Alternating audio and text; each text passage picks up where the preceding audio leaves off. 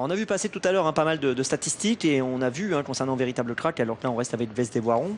D'ailleurs tous les deux sont dans le même cas de figure. Ils réussissent tous les deux très très bien déférer des 4. Ils ont plus de 80% de réussite déférer des 4 tous les deux.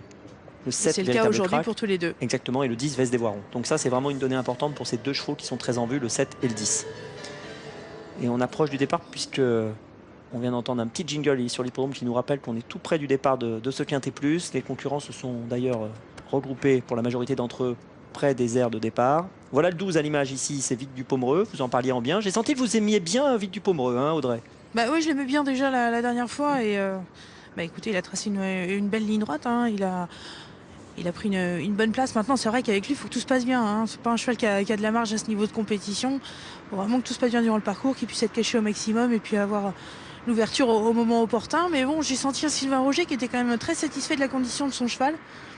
Voilà, ça peut être un bon outsider, je vous dis, à l'arrivée de ce quintet. Très bien. Allez, on va bientôt partir pour le Quintet Plus du jour, le prix du Limousin, avec des chevaux de 7, 8 et 9 ans. On a des 7 ans qui semblent être raisonnablement ambitieux dans cette course. Véritable Crack s'est isolé un petit peu à l'extérieur, Christophe Martens.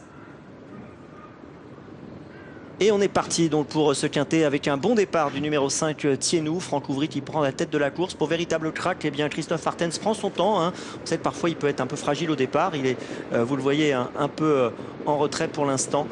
Et pendant ce temps-là, on n'attend personne avec Thienou qui a pris la tête de la course alors qu'on vient de disqualifier le numéro 8, Thiago Tellois. On est bien parti avec Urga Durib, également numéro 1. On a le 4 qui est tout près également, c'est TGV Dumont. Et puis Véritable Crack est en train de se rapprocher progressivement aux côtés de Univaldi Daval, le numéro 6, Kazakh blanc et vert, avec en tête, donc pour l'instant, tranquillement, Thienou, numéro 5, qui a pris le commandement des opérations. En deuxième position, le numéro 1, Urga Durib, qui est tout près. Tout près également le numéro 2, Tojac des Ulmes, avec encore TGV Dumont, le numéro 4, qui est là, avec Univaldi Daval, le numéro 6, qui est très près. Véritable Crack qui trotte pour l'instant en 6-7e position environ. On va pas très très vite pour l'instant dans cette course, alors que nous avons également très près le 18 à Saint-Arros qui est dans le dos de Véritable Crack. Côté corde, le numéro 9, Vasco Flower au sein du peloton, c'est l'un des favoris. Le 15 et le 3 viennent un peu plus loin, c'est Ufangio et Ultra de 26. Pour l'instant, les concurrents des 25 mètres, mis à part un Saint-Arros, sont encore un petit peu en retrait, même si on est en train de progresser actuellement. Avec là pour le coup un concurrent du premier poteau, c'est Ufangio qui est en train de revenir, numéro 3, lui qui était un petit peu en retrait, qui progresse en 3e épaisseur. Pour le moment, en tête, ça bouge pas trop parce qu'on est un peu dans le statu quo avec toujours le numéro 5, Thienou, et Franck Ouvry qui dirige les opérations. Ufangio a profité du train peu rapide pour finalement refaire du terrain en 3e épaisseur. Il vient se placer aux côtés de TGV Dumont, numéro 4. Derrière, il y a Urga Durib qui est là. Véritable Crack qui suit la progression d'Ufangio. Kazakh bleu et blanc pour le 7 Véritable Crack, le favori qui est en train de progresser donc à l'extérieur. Il a profité lui aussi du train qui était raisonnable. Une 15-6 au 1500 pour le chrono. Et on a Ufangio qui vient se placer en tête de l'épreuve maintenant devant le numéro 7 Véritable Crack qui va peut-être prendre la direction des opérations. Tout près également Thienou, le 5 toujours. Le 4 TGV Dumont est là. On essaie également de progresser à l'extérieur en 3e épaisseur actuellement venant de l'arrière avec Uvinito, le numéro 17 qui emmène le 14, en l'occurrence Vico du Petit Odon. Et puis on a également le 12 sur ce wagon, Vite du Pomereux.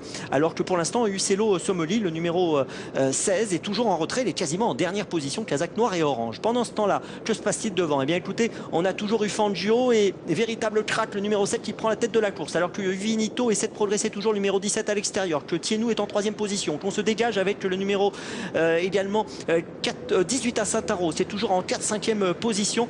Et puis on est tout près également avec le numéro 15 Ultra de 26. Pour l'instant, Véritable Crack est toujours en tête alors que Thienou essaie de le suivre. Véritable Crack qui accélère, Christophe Martens, le numéro 7. Le 5 est en 2e position, le 3 est au galop, Ufangio.